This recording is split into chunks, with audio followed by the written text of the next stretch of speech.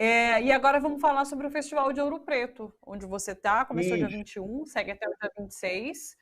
Conta um pouquinho é, sobre. Tem, inclusive, online, tem parte online, parte tem. presencial, né? Conta mais pra gente.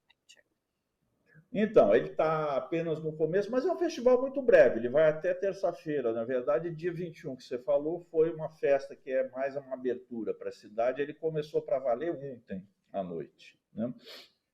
Eu cheguei ontem à noite para a abertura do festival, que foi na lindíssima Praça Tiradentes, um dos lugares mais lindos do mundo que existe. Assim, um conjunto arquitetônico assim, de sonho em Ouro Preto, né? E eles montam um telão lá. E antes da projeção do filme, foi feito assim, um show de música negra, que é a temática do festival esse ano. Né? O quanto a música brasileira negra é importante na nossa cultura. Né? Então foi muito bonita, a abertura foi muito bonita, teve apresentação de conjuntos, né? Do Tizumba, que é o grande músico brasileiro, né? E aí foi uma homenagem ao ator e grande cantor Tony Tornado, né? Que está completando 93 anos em plena forma. É. Todo mundo, todo mundo invejando. Você fala, eu quero envelhecer desse jeito. Eu fiquei Está em chocada, eu plena não imaginava. 93 anos, sensacional. 23 anos, se apresentou com o filho, né? Super animado, super emocionado, recebeu uma homenagem, recebeu o troféu Barroco, que é o principal troféu do festival, e disse que era uma das primeiras homenagens que ele recebia, apesar de ele ter uma carreira muito longa como cantor, como ator de televisão, de teatro, de cinema, de vários filmes. Ele trabalhou no Pichote, ele interpretou, eu acho que foi numa minissérie sobre o Getúlio Vargas da TV, ele interpretou o chefe da segurança do Getúlio, que era o Gregório Fortunato. Né?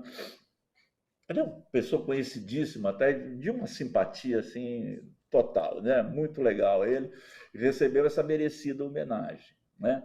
E em seguida teve um filme do Cavi Borges, um documentário sobre o Cavi Borges, sobre a música soul no Rio de Janeiro, a influência dos bailes black no Rio de Janeiro nos anos 70.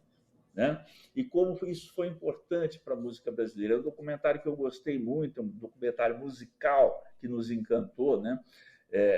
Figuras assim como Tim Maia, por exemplo, despontavam. O próprio Tony Tornado também, né? Frequentava esses bares, cantava, era um artista dessa época da música soul brasileira, da aclimatação dessa música, dessa vertente americana à nossa realidade, tanto musical como cultural, né? Esse filme traz muitas entrevistas de participantes, de protagonistas desse movimento tão importante, mostra aspectos políticos, como os músicos soul eram perseguidos pela ditadura, né? Porque se desconfiava muito, quem mandava no Brasil naquela época, se desconfiava muito dos movimentos negros também. Achavam que isso podia trazer problemas políticos, né? Porque os negros estavam muito empoderados, para usar um termo de hoje, com aquela música, com atitudes que não condiziam com aquela subalternidade esperada naquela época, né? Olha, o grande na tela, o grande ator Antônio Pitanga, né? Que está nos filmes sobre isso, e esse trecho é usado nesse documentário do Cavi Borges, né? Enfim, é um documentário muito completo e muito complexo. Ele toma esse fenômeno musical e dá os aspectos políticos também desse movimento, né? E todo um contexto de época muito interessante. Inclusive, um certo embate entre a chamada música popular brasileira da época, né? Cuja maior expressão era o samba, né? em relação a esse movimento que importava, vamos dizer assim, elementos da música negra norte-americana e era, por alguns setores mais radicais da MPB, visto como uma coisa meio colonizada, meio alienada, com esse troço meio mecânico que ocorre, às vezes, quando você está sob regimes ditatoriais. Você acaba ficando... o pensamento muito polarizado, ele é muito empobrecedor. A gente teve uma pequena amostra recentemente aqui. E, na época da ditadura, isso foi potencializado. Então, todos esses aspectos são contemplados nesse documentário. Fiquem de olho, o documentário do Cavi Borges sobre a música soul no Rio de Janeiro. Muito legal mesmo.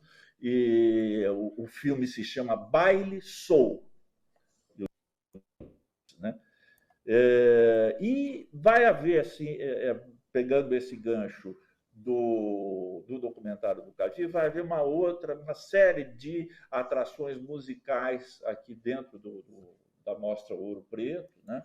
Vai ter filmes sobre o Lô Borges, né? Sobre a Ruth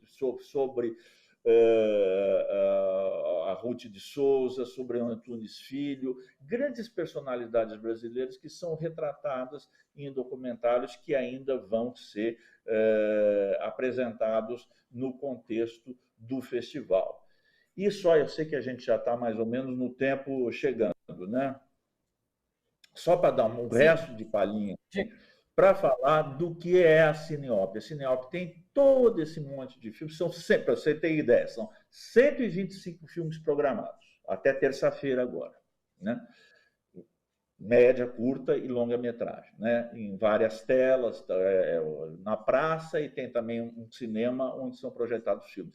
Mas, além disso, você tem discussões, você tem mesas redondas, você tem trabalhos acadêmicos, porque o festival tem 3 eixos, né?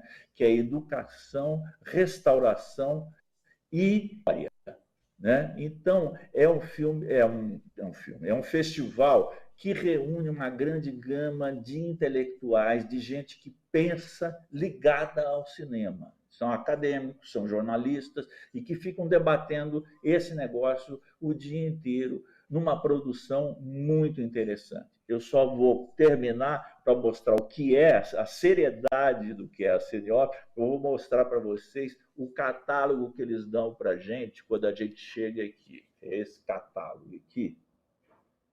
Agora, deem uma olhada na grossura do catálogo. Puxa vida!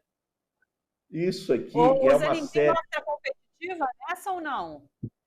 Não tem. Aqui não tem mostra competitiva, ninguém ganha, eles entendem que ganha todo mundo que participa desse evento, né? Ele é baseado nisso, na preservação, na memória fílmica e na importância cultural do audiovisual para a cultura de um povo. A Margarete Menezes, que é a nossa ministra da Cultura, não pôde vir, estava ocupada em outro evento, qualquer coisa assim, mandou um vídeo muito simpático, foi aplaudido em praça pública, mandou representante, a secretária do audiovisual está aqui presente, está discutindo.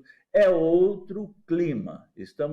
Depois de 4 anos de sufoco, nós estamos respirando um clima de alegria aqui, porque a cultura voltou a ser representada, voltou a ser importante, voltou a fazer parte da nossa vida, e a cultura cinematográfica ocupa o primeiro plano de tudo isso. Nós estamos muito felizes aqui e essa felicidade é muito perceptível.